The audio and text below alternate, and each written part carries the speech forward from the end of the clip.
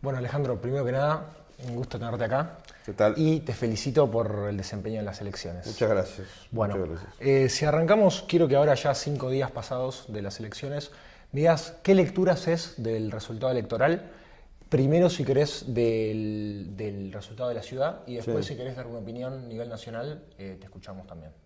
Mira, el resultado de la ciudad esperábamos que fuese positivo, fue un poco más de lo que habíamos previsto, pero eso coincide con lo que pasó en la Nación, donde no preveíamos tanto y fue bastante más de lo que considerábamos que iba a ocurrir y demuestra algo que ya, desde mi punto de vista, acá no hay un análisis de partido, yo no tengo un análisis oficial, esto es una opinión personal, demuestra algo que yo ya entreveía y es que la gente le cree a Milei. Yo creo que Milei, yo he conocido muchos políticos muy importantes, varios presidentes, lo conozco mucho, bastante también a Milei, y creo que tiene una característica y es que es notablemente sincero, pero claro, una cosa es en el contacto cotidiano o en el contacto directo como tenemos vos y yo en este momento, y otra cosa es con el contacto indirecto que se tiene con la gente. Creo que aún en ese contacto la gente lo percibe como lo que es un hombre sincero, y eso se suma a que, contrariamente a lo que se está publicando con bastante frecuencia en los medios, las cosas están yendo cada día mejor. Los medios, cuando uno lee los medios, pareciera que estamos adentro de una crisis insondable, insoluble y profunda, y no es así. Analizando los números de la economía, y no voy a distinguir entre macro y micro, porque eso creo que es un juego argumental. Analizando los números de la economía, han aumentado muchísimas exportaciones, mucho y muchas, o sea, han aumentado en cantidad porcentual cada una de ellas, pero una gran variedad de importaciones y de exportaciones, importaciones probablemente no solamente las que se dedican al consumo masivo, que lo abarata, sino las que se dedican a la industria, que también la abaratan. Por otra parte, hay inversiones de empresas que implican la contratación de mano de obra. De hecho, para ponerte un ejemplo, la enorme inversión de Mercado Libre, cuando estuvimos en Mercado Libre con Patricia Bullrich, nos explicaron que se les había quedado corto el edificio previsto para 4.000 personas, terminaron contratando 8.000, y ese es un ejemplo de varios. Bien. Así que creo que la elección lo que ratifica es que hay, en este mundo moderno donde se complica entender lo que es el fenómeno comunicacional entre la gente y los dirigentes, sean dirigentes empresarios, políticos, sociales. Además de eso hay un fenómeno y es la novedad de ciertos medios de comunicación que antes no los teníamos registrados, empezando por las redes. A eso sumale la boleta única papel. La boleta única papel marcó un cambio que la gente joven no puede evaluar, por lógica, porque no vivió la boleta papel de partido, que se prestaba a todo tipo de trampa, de todo tipo de corrupción, que no vale la pena relatar, no hay que difundir delitos, pero se prestaba a manejos que ha hecho sobre todo el peronismo, digámoslo claro, peronismo y partido kirchnerista. El kirchnerismo de alguna forma es una versión del peronismo empeorada, muy empeorada. Y todo eso cambió y la gente le ha renovado un voto de confianza que me alegro sea así porque estamos siendo, sobre todo esto lo entienden mucho más los extranjeros que nosotros. A veces es más fácil entender un fenómeno cuando uno se aleja. Yo no hay extranjero con el que hable que no me diga lo bien que nos va.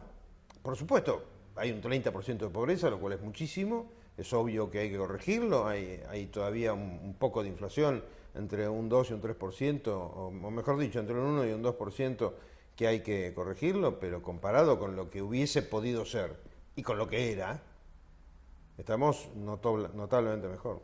Bien. Ya mencionaste el tema de la boleta única papel, también algo del plano económico. ¿Cuáles son los factores, sobre todo a lo largo de la campaña, que considerás claves para el triunfo el último domingo?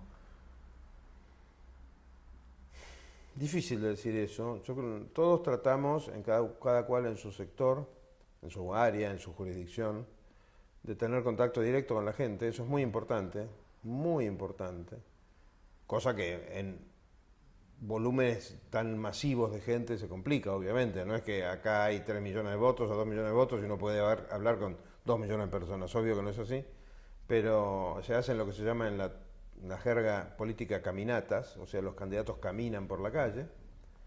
Nosotros prácticamente no hemos recibido agresiones, te diría que en todas las caminatas que hicimos hubo 3 personas, 3 mujeres de hecho, ni siquiera fueron varones, 3 mujeres que insultaron, pero 3 sobre miles que nos cruzamos. Y eso ya te da una pauta, no es que todos los que nos cruzamos fuesen a votar a la Libertad Avanza, era que la actitud, como mínimo, era una actitud pacífica. Sí. Sobre todo en un país que ha tenido épocas bastante burbujeantes, por llamarlo educadamente, de política. Eso por un lado. Por el otro lado, lo que se llaman los livings. Livings es que reunís 20, 30, 40 personas en ambientes cerrados y conversás y escuchás. Escuchar. El tema es escuchar a la gente. Y la gente lo que nos pedía era básicamente seguir en la misma línea, acompañar el esfuerzo que están haciendo ellos, que también lo hacemos nosotros, dicho sea de paso. Pero claro, cuanto más frágil es la situación económica de una persona, más duro es el esfuerzo, por obvias razones, ¿no? Así que yo creo que generalizar las causas, la presencia, perdón, esta para mí es la principal, me la estaba olvidando. Okay. La presencia de Milei. Milei se puso al hombro de la campaña. Milei a nivel nacional viajó, no paró de viajar, y Milei transmite verdad, porque le está diciendo, él está convencido.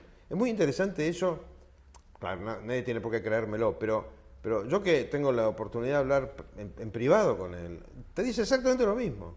No hay 2 versiones de la realidad. Cosa bastante común en política, ¿no? Que una cosa es el político hablando en privado y otra cosa es el político hablando en público. Bueno, con Milei da lo mismo hablar en público que en privado. Ok, bien. Bueno, justamente de eso te quería preguntar también. ¿Crees que la presencia de Milei en la campaña, la mayor presencia de Milei en la campaña, surgió como una respuesta quizás a una fuerte crítica que surgió el gobierno en la etapa de la campaña con el tema primero de la baja de José Luis Espert, después en algunos medios y en algunos sectores de la oposición respecto al auxilio económico de Estados Unidos? ¿Fue una respuesta a eso o es algo que viene repitiéndose ya hace años, la presencia de Javier, por ejemplo? Yo creo que él lo tiene incorporado como parte de su vida. Es una persona que, claro, como todos los que venimos del sector privado, estamos acostumbrados a trabajar. Ese es el punto. O sea, Javier Milei se ha dedicado toda la vida a trabajar para comer, no a estar boyando por ahí, con lo cual a él no le extraña, como no nos extraña a ninguno de sus candidatos, sobre todo los candidatos nuevos, que venimos todos, sin excepción de la actividad privada, pero sin duda que ha tenido influencia todo lo que fue el escandalete, hasta donde yo sé, inventado del caso Libra, todo lo que fue el tema con Espert, que lo de Espert fue muy interesante por varias razones. Primero, porque un partido que está dirigido desde la cárcel, que es el kirchnerismo, repito, un partido que está dirigido desde la cárcel por una persona que está condenada por robarnos a todos, que es Cristina Kirchner, tuvo el tupé, la caradurez, casi te diría la infamia, de acusar a una persona que ni siquiera está imputada, porque Espert no está imputado. Yo no estoy diciendo si es inocente o culpable porque no es mi función, pero lo que te digo es que no hay una causa penal en la que está imputado. ¿Cómo reaccionó la Libertad Avanza? Cuando percibimos que las explicaciones que daba Espert no satisfacían a la gente, bueno, Espert, él se hizo un costado, con lo cual fue una gran crisis de organización comunicacional porque hasta figuraba en la boleta. Pero se hizo un costado y yo creo que la gente ha percibido, aparte de los méritos de su reemplazante, que fue Santilli, que realmente en el Colorado, como lo llamamos, el Colo Santilli, es un comunicador nato, es muy simpático, muy dinámico, muy ágil, aparte de sus méritos. Todo eso, la gente lo percibió como la verdad que era, y es, acá hay una persona que se corrió porque no quería complicar una campaña, y hay otra persona que se incorporó, y todos están actuando sinceramente, menos, y yo no quiero dejar de remarcarlo, menos medios, que es escandaloso cómo tergiversan la realidad. Yo he sido protagonista de alguna que otra noticia y me consta en lo personal, y desafío a cualquiera, ciertos medios, te diría que más de los convenientes, no solo tergiversaron la realidad, sino que mintieron aviesamente, pero son una palabra que ya casi no se usa, aviesamente o groseramente, como se lo dice hoy en día. Sospecho, ¿por qué? Porque Milei cortó con lo que se llamaba la pauta oficial. La pauta oficial era la plata en blanco y en negro que repartía el partido gobernante en algunos medios. Esto es realmente lamentable, pero no le sirvió la mentira, la verdad que no le sirvió. Así que yo creo que esta es una elección que ha dejado una cantidad de señales sumamente positivas. Y te contesto la última parte de la pregunta. Sí. Lo ocurrido con la operación, con el acuerdo con Estados Unidos.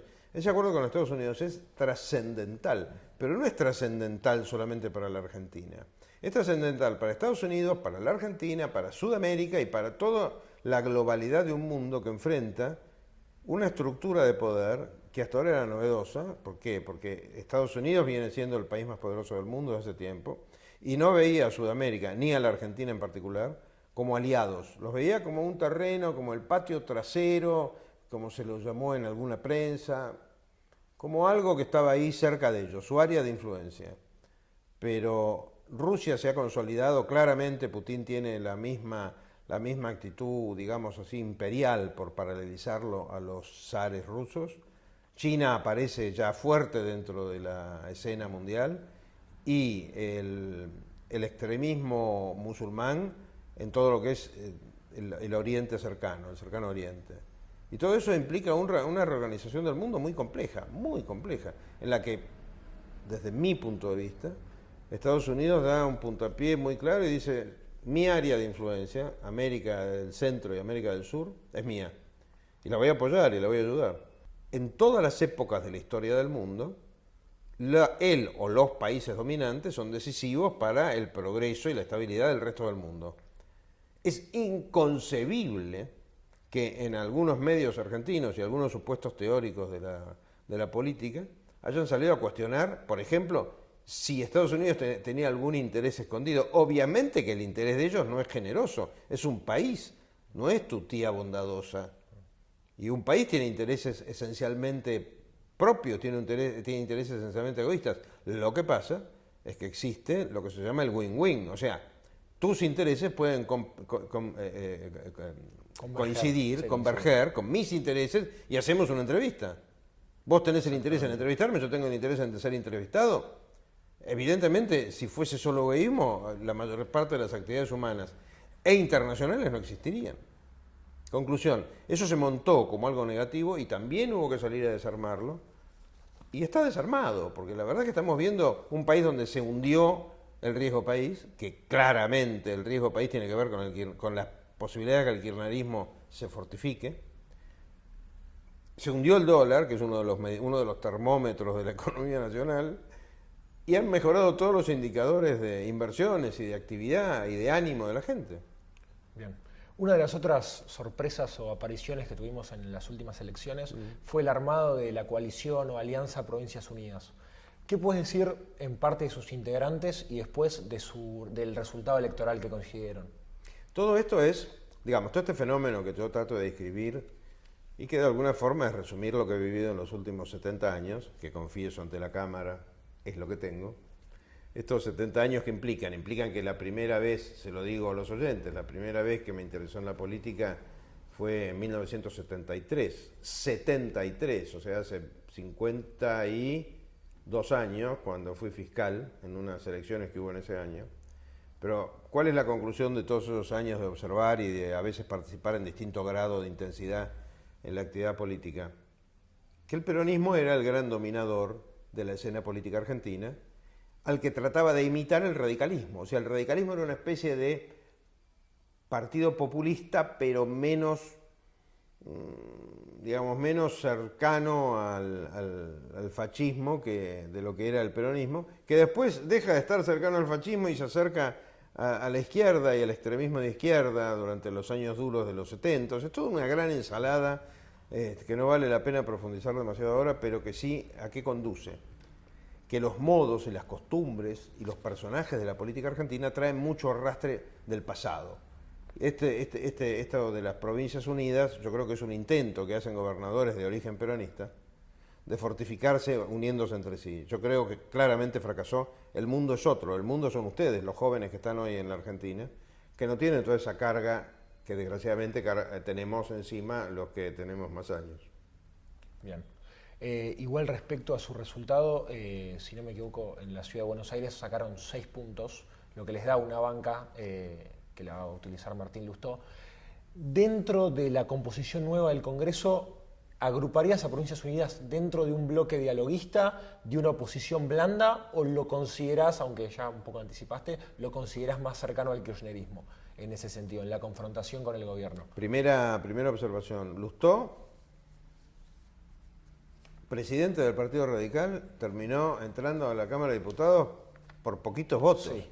Por Hace poco salió poquitos la votos, noticia, sí. no sé cuántos son, pero son... 2.000, 3.000. Por eso, la nada. O sea, cuando uno analiza la cantidad de votos en la Ciudad de Buenos Aires y entra por 2.000 o 3.000, es que efectivamente entró por poco.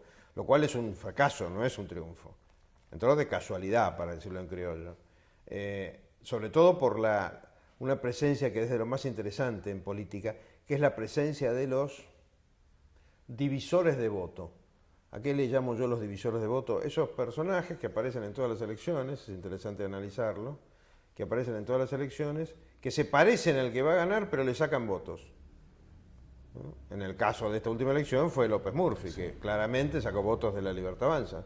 Poquitos, pero lo suficiente para que no entrara. Hubiera significado una banca más. Exactamente. Lo lógico hubiera sido que entrase nuestra candidata número 8, que además es una excelente persona, pero no. Como se presentó el señor López Murphy, que no entró ni ella ni él, entró Lustó. Esto ha pasado mucho también con un economista que se ha presentado en 2 o 3 elecciones, aparentando no ser peronista, pero lo hacía el peronismo, que sabes básicamente, para decirlo claro, no voy a dar nombres para no incurrir en el Código Penal, más allá de los fueros que ya tengo.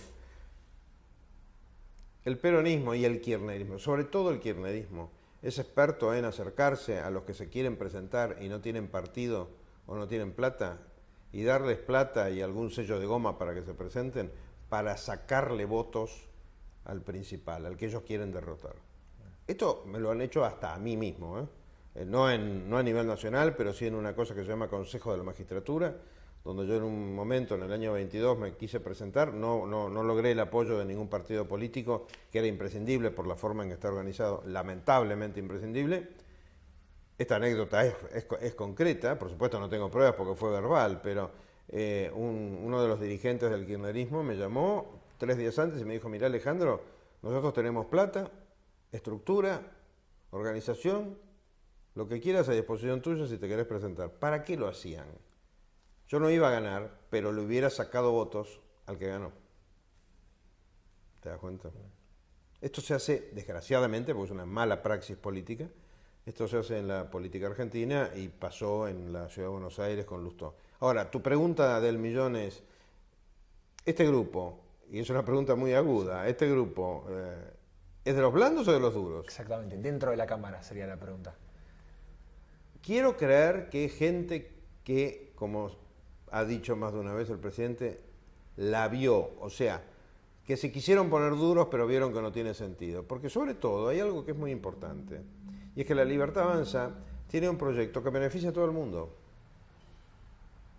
Vos me dirás, bueno, no beneficia a los que pierden. Y sí, los beneficia, porque al enriquecer al país, al enriquecer a la gente, al tirarnos de vuelta hacia el lado de Occidente y al tirarnos de vuelta hacia el lado de la civilización política, no de la incivilidad política, eso, no sé si en lo inmediato lo coloca él en la presidencia, pero en lo mediato deja un país muchísimo mejor. Y te voy a poner un ejemplo que ocurrió ayer.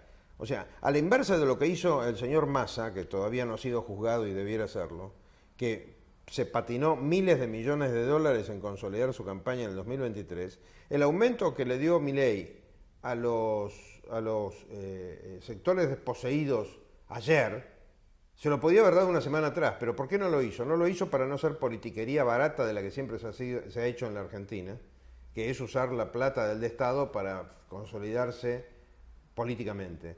Él, primero, no usó la maquinita de imprimir, ese dinero es el dinero ahorrado, no afecta el superávit fiscal. Y segundo, lo hizo al día siguiente de las elecciones, no el día anterior. Y eso es algo que no se hizo nunca en la Argentina. La gente lo entiende. Bien.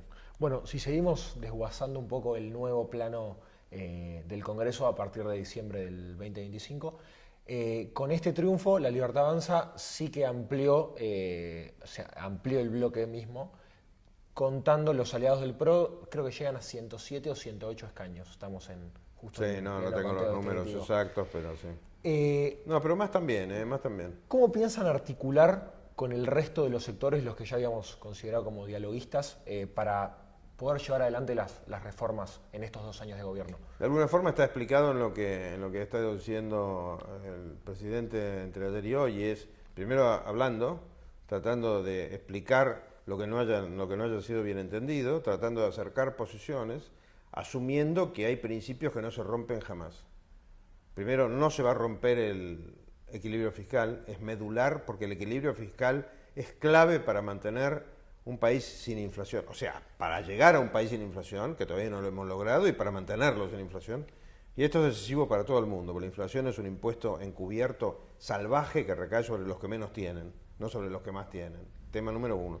Y tema número dos, sumarlos a este esfuerzo por achicar un estado elefantiásico que está metido absolutamente en todas las cosas que hacemos. Yo sabía, te voy a contar una anécdota que es totalmente sonsa, al mismo tiempo me tiene de un mal humor infernal. Cuando el presidente me encargó ficha limpia, que esto fue el 29 de noviembre del año pasado, yo estaba luchando en un registro automotor al que había ido por 4ª vez para hacer la transferencia de un auto de un cliente, de una asociación que yo tengo como cliente. Creí que había superado esa etapa de la vida, no la superé, porque hoy volví a ir por el tercer auto, y volví a fracasar en otro registro, donde me dijeron cosas distintas a las que me había dicho el registro anterior.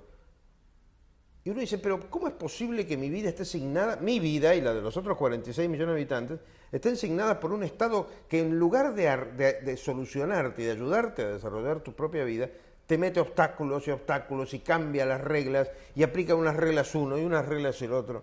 Eso sigue ocurriendo y hay mucho por hacer, pero ¿cuál es el punto? En esta nueva etapa, lo que se llama la segunda fase del plan, la segunda etapa del plan, hay que hacer reformas que tienen que ver con leyes, ¿no? Que no se pueden hacer con la ley bases, que ya no está, ni con decretos o DNUs que quisieron evitar durante estos últimos meses del 2025 los opositores, ni con decretos o reglamentaciones simples. O sea, estamos entrando ya en lo que podría ser un peine más fino de las grandes reformas que hay que hacer en la Argentina. Y quiero creer que vamos a poder convencer a los opositores de que el camino que ellos tienen que recorrer para llegar al poder, porque en definitiva, ¿qué es lo que quiere un político? Llegar al poder. El camino que tienen que recorrer para llegar al poder no es obstaculizar al señor Milei, sino facilitar el trabajo para que el señor Milei les entregue un país funcionando. Y competir por ser presidentes o diputados o senadores de un país que funcione. No de un país destrozado, como nos entregaron ellos a nosotros. Bien. Y respecto a estos sectores que mencionabas, a los que se los puede llegar a convencer, ¿cuáles son los que vos verías más dispuestos al diálogo? ¿Y cuáles más alejados, más distantes? Kirchner prácticamente dijo solo mentiras en toda su vida. O por lo menos, no sé si mentiras, sino cosas con las que yo estoy totalmente en contra. Me parece que fue uno de los seres más nefastos de la historia del país, él, su mujer actualmente presa y los que lo seguían, pero algunas cosas, como lo perfecto no existe ni siquiera lo malo perfecto. Lo Soy totalmente claro. imperfecto tampoco Lo existe. totalmente imperfecto es algo que no existe en el mundo y tuvo algunos aciertos, desgraciadamente son aciertos que no le mejoraron la vida a nadie, pero uno de los aciertos que creo que tuvo este sujeto fue intentar la transversalidad. Él en un momento de su gestión intenta formar una especie de mega partido alegando o aludiendo a la transversalidad, que sería ¿qué cosa? Gente que estaba en distintos partidos que pensaban todos igual. Pero claro, eso no se predica solamente de su tesis pseudo estatista, o mejor dicho, estatista, populista y pseudo izquierdista, porque de izquierdista no tenía nada, no era ni izquierdista ni derechista. Lo que tenía era su propio proyecto político de enriquecimiento personal y avaro.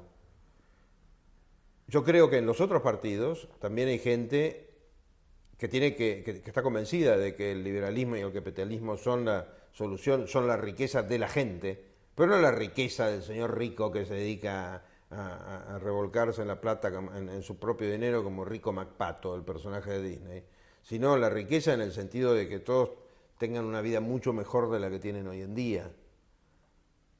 De esa gente la hay en el radicalismo, la hay mucha en el PRO, la hay en el peronismo.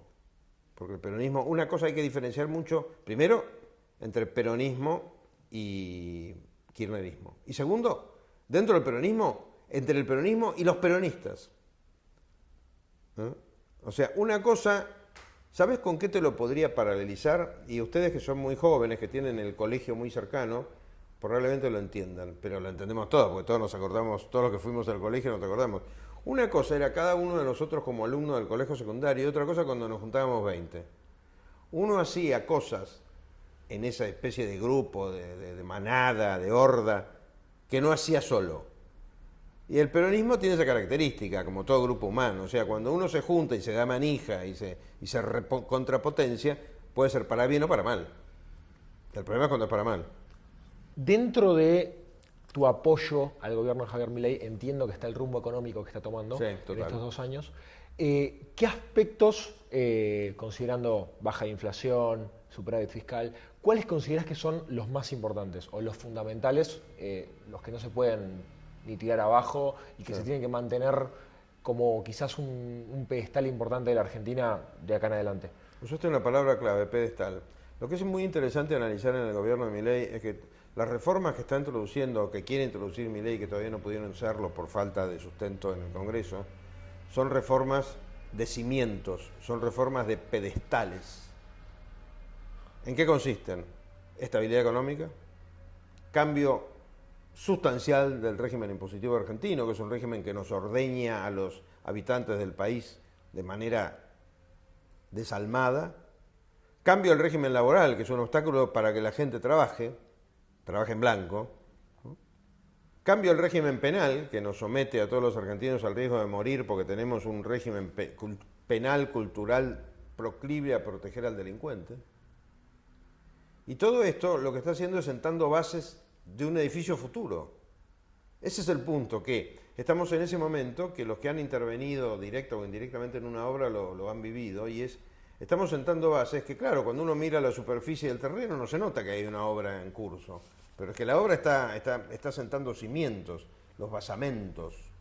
Y esos basamentos son estos que te he dicho, aparte de un basamento elemental, que es el de la educación. La educación es medular en todo esto, pero el problema es que no hay educación en la medida en que no exista plata para pagarla. Y para que exista plata para pagarla, los números tienen que cerrar, porque si no es un pago trucho. Y voy a poner un ejemplo que es muy importante remarcar, que se está discutiendo permanentemente, que es el siguiente. El sistema de la educación pública argentina, que está a cargo en una buena medida de las provincias, el sistema de la educación pública argentina es, no quiero ser excesivamente duro, pero es hipócritamente gratuito. ¿Por qué digo que es hipócritamente gratuito? Porque en definitiva termina siendo gratuito, pero no siendo accesible para los más pobres. Porque al despilfarrarse el dinero en alumnos que no estudian, y sobre todo a nivel universitario, en alumnos que no estudian y en toda una estructura mal administrada, con muy opinables estándares de ética y de gasto público, no hay un régimen de becas, no de universidad gratis, que además la palabra gratis ya es opinable, pero de becas que permita al que no tiene plata para comer de la beca y estudiar en una universidad en la que no paga matrícula. ¿Soy claro lo que estoy diciendo? Sí, se entiende. Y entonces nos damos el lujo absurdo de tener miles y miles de estudiantes con un ratio de egreso pésimo, o miles de estudiantes en el colegio primario que no saben sumar ni restar, porque no los bochan. Y como no los bochan, no vuelven a repetir la enseñanza, porque ¿cuál es el sentido del bochazo? El bochazo no es un castigo. El bochazo es, señor, usted no entendió, tiene que volver a estudiarlo hasta que lo entienda. El aprobar debería ser una garantía de aprendizaje. Pero ¿qué pasa? El populismo no solamente se basa en una maquinita que te hace creer que te aumentaron el sueldo cuando en realidad no te aumentaron nada, porque lo que te están haciendo es compensando parcialmente la inflación, sino que también te regalan un título universitario o un título secundario o un título primario vacío de contenido, porque sos bruto, no sabes de lo que estás hablando. Esto es terrible, Porque los malos alumnos de la universidad vienen de los malos alumnos del secundario, que vienen de los malos alumnos del primario. El gran problema argentino está en la primaria, donde los chicos ni siquiera son bochados, o sea, reprobados, como fue siempre y como debe ser. Esto sería equivalente, para poner un... A mí me gusta mucho usar ejemplos de fútbol, porque el fútbol tiene una gran ventaja, y es que lo entendemos todos, nos gusta a todos, somos un país futbolero y campeón, dicho sea de paso. ¿Pero por qué somos un país campeón? Porque los pataduras no están en el equipo. Con el criterio que se aplica a la educación argentina, a la educación pública argentina, la selección sería un conjunto de pataduras. O estarían juntos los pataduras con los Messi. Y no es así. Bueno, lo que tenemos que hacer es mejorar eso y también se lo está mejorando. Pero uno de los aspectos de mejorarlo es tener con qué pagarlo. Bien. Y dentro de ahora, con tu nuevo rol como diputado, ¿impulsarías algún proyecto de este tipo? Sobre todo quedándome con lo que mencionaste del sistema de becas. Sí, por supuesto.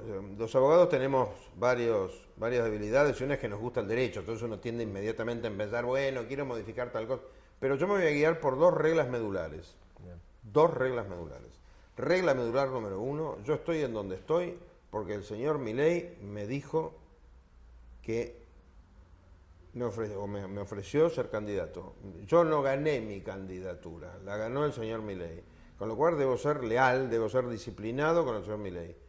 Eso que han hecho algunos personajes en la política argentina de creerse que lo ganaron ellos, no lo ganaron ellos, lo gana el presidente y hay que apoyar los proyectos del presidente. Salvo que haya un tema de una terrible cuestión de conciencia, pero yo lo conozco al presidente Milei y en los terribles temas de conciencia pensamos igual, así que ese tema no va a existir. Tema número 1.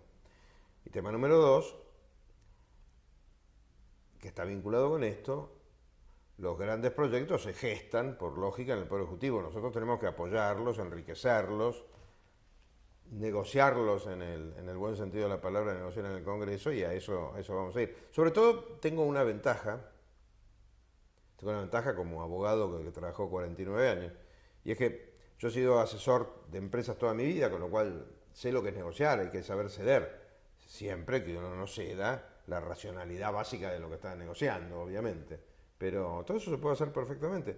Seamos normales, o sea, el gran desafío de los años por venir es ser normales, no ametrallarnos los pies como hemos venido haciendo. Un país que quieren que se los relate, se los relato. Es el 8º país más grande del mundo, con la diferencia a favor de nosotros, que no tenemos el desierto helado que tienen Rusia y Canadá, o el desierto horno que tiene Australia, que son países más grandes que nosotros, o el desierto boscoso, selvático que tiene Brasil. Nosotros tenemos, más allá de que tenemos regiones más áridas y más fértiles, tenemos un país que es el 8º más grande del mundo, pero habitable casi en su totalidad. Tema número 1. Tema número 2, no tenemos ninguna crisis de carácter religioso que divida a nuestra gente, como sí lo tienen algunos otros países. Tema número 3, tenemos un nivel educativo no mérito nuestro, sino mérito de nuestros bisa y tatarabuelos, que de alguna manera nos mejora. Tema número 4, no tenemos conflictos raciales, como sí hay en otros países. Y tema número 5, producimos uno de nuestros claves productivas es alimento, que es algo de lo que no se puede prescindir. Si a esto le sumamos todas nuestras demás ventajas, somos un país que debiera estar fenómeno. Bueno, increíblemente, en los últimos 80 años, somos el único país de la Tierra que tiene menos PBI, pese a no haber pasado por ninguna guerra, más allá de las Malvinas, que duró muy poquito tiempo y no atacó al continente, se libró en territorio malvinense nada más. Bueno, todo eso es inadmisible y es culpa nuestra, así que lo tenemos que corregir. ¿Cuáles serían los objetivos en estos 2 años de gobierno que quedan del bloque libertario en la legislatura y en la Cámara de Diputados, sobre todo? Apoyar al Ejecutivo. Nuestra función es apoyar. Perdón, había una cosa que me olvidé decir. Okay. Que eso es una convicción personal. Bien. Yo estoy convencido, la simpleza de ese océano de conocimiento que tienen los medios de 1 centímetro de profundidad, como me dijo un periodista el otro día, nosotros somos un océano de conocimiento, pero con 1 centímetro de profundidad, cree que a los legisladores se los evalúa por la cantidad de leyes que proponen o aprueban. No. estamos sobresaturados de leyes. Lo que hay que hacer es empezar a derogar leyes para devolverle libertad a la gente. Cada ley, por definición, y esto es un tema teórico, puede eventualmente reconocer un derecho, pero en general, no solamente las mejores, no solamente reconocen derechos, sino que implican restricciones o pérdidas de derechos a los demás, a otras personas. Con lo cual las leyes no hay que verlas con tanto cariño y amor. Hay que ser muy estricto cuando uno analiza una ley o una reglamentación, porque puede que esté escondiendo una limitación demasiado grande al derecho principal del ser humano, que es ¿cuál? La libertad.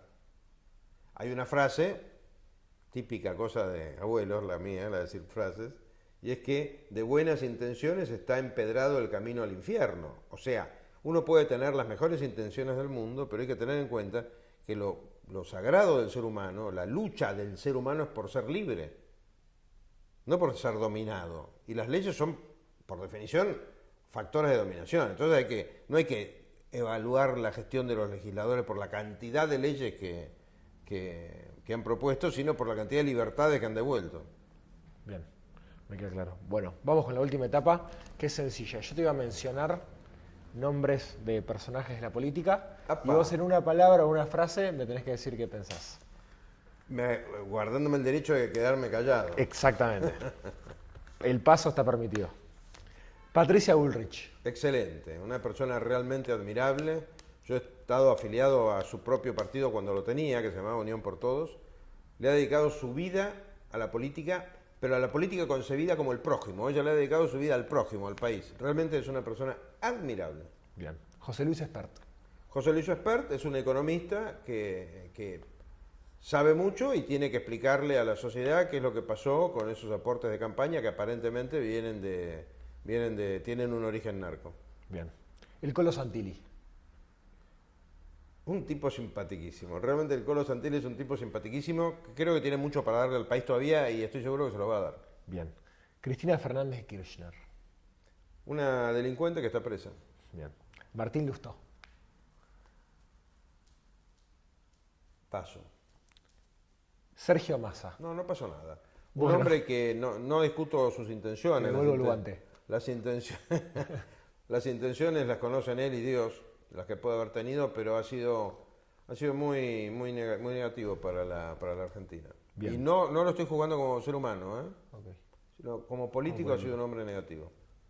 Pero todavía es un hombre razonablemente joven, tiene 50, aunque no lo parece. Martín Lustó siempre parece que tiene 15, pero tiene 52, 54 años. Creo que todavía, si él lo decide, puede ser positivo. Bien. Sergio Massa. Tiene que ser juzgado. Axel Kicillof. El pasado, la historia, es un típico ejemplo de Rusia 1920. Miriam Bregman. No existe. Te paso un internacional. Donald Trump. Un hombre curioso porque tiene formas que no tienen nada que ver con sus resultados. Tiene formas que resultan a veces agresivas y el hombre, por ejemplo, en lugar de armar guerras como todos sus predecesores, las desarma. Cuando sus actitudes parecen belicosas. Prepotentes, ¿sabes? Parecen prepotentes, sí, belicosas, comerciales, y sin embargo desarma guerras. Pero esto no viene de la gestión actual, esto viene ya de la anterior. Un hombre que recomiendo leer sus libros. Yo leí hace como 30 años un libro donde él incluso narra su relación con los Macri, pero un hombre muy interesante, que sin duda pasa a la historia. Bien. Último y para cerrar, Javier Gerardo Milei. Un grande. Yo tengo por Milei, no puedo ser equilibrado porque, además de respetar su inmenso conocimiento, porque sabe de economía todo lo que hay que saber, yo creo que es un patriota y además, ¿sabés qué es? Es un buen tipo. Bien. Bueno, muchas gracias, Alejandro. Gracias a vos.